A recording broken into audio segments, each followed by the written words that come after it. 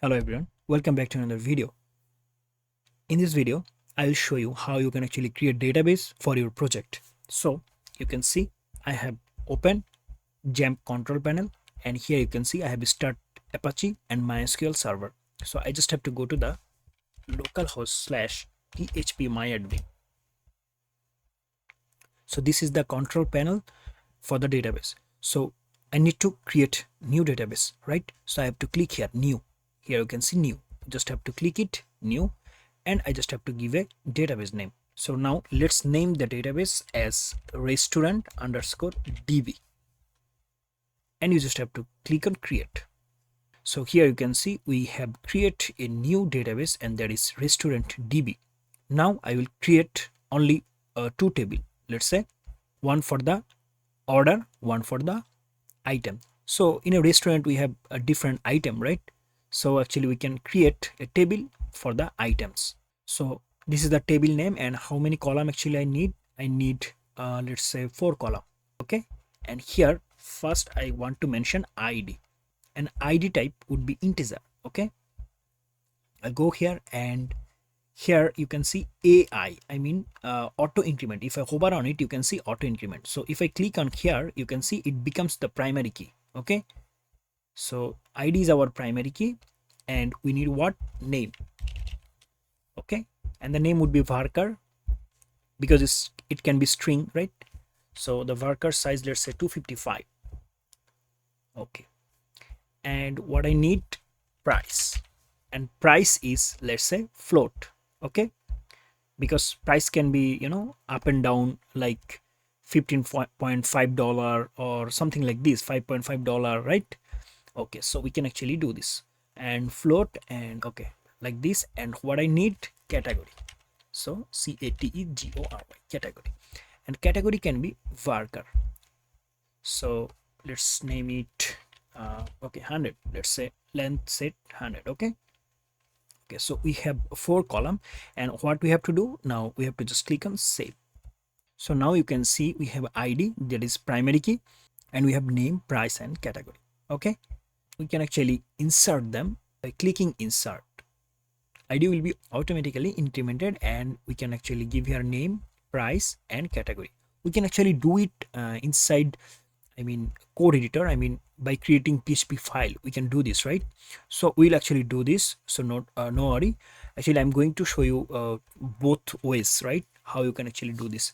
So we have the opportunity to actually create here, and you can actually create here by writing SQL query also.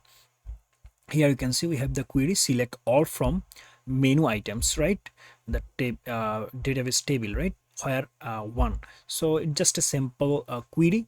So if I go to the browse, here you can see we have nothing, right? We have nothing in our table, so we can actually do query here. Okay, or you have another option here, insert. Okay, you can insert query. Okay, I mean, you can insert value. Okay, or you can write query here. So it's up to you actually. If you want to do practice, you can actually do practice here, or you actually can you can see we have insert, update, delete, everything, or you can actually do this in the code editor also. So we'll actually do everything, right? Okay, so now let's say I want to insert it. So I will go here, and the id, I will not give any id, because id will be automatically incremented, and the name will be varchar, right? Okay, so I will give a name, let's say chicken bites.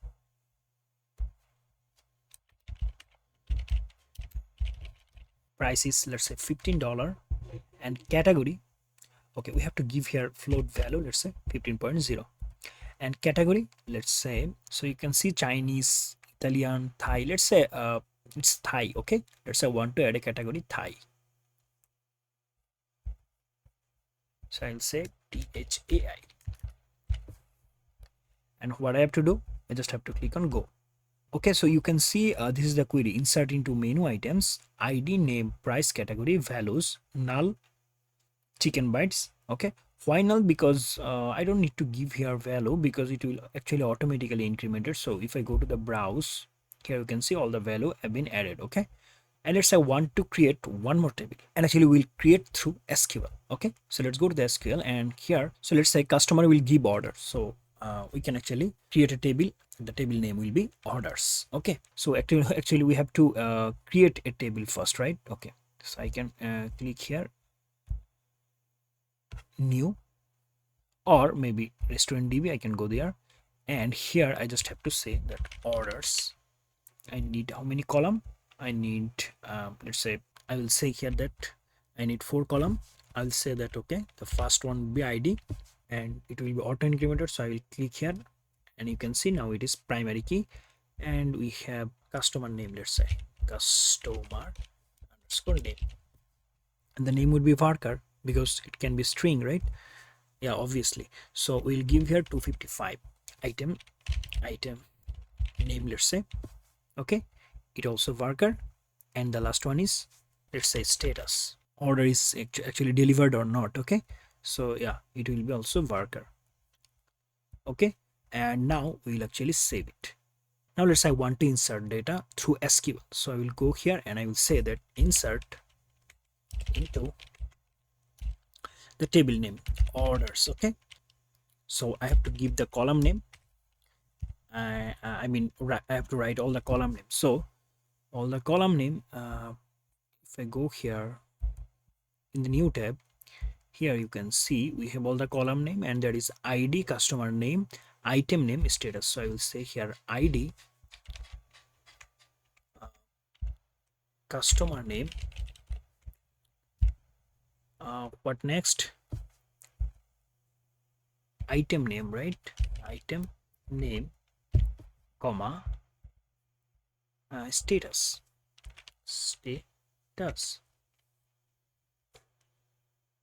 Okay, and I have to set values. I'll say here values will be, the first one would be, let's say, I actually want to give here null, so I'll say null, comma, the second one would be, let's say, customer name would be, let's say, Milan. The third one is item name. So item name, we are getting item from here, menu items. So the item name is chicken bites. So let me just copy it, and here I'll say item name would be chicken bites. Okay, and status is, let's say, pending. Okay, and I just have to give here comma, and what I have to do, I just have to click here go, and here you can see inserted row id 1. So just go to browse here, and here you can see we have id 1, customer name Milan, item name chicken bites, status is pending.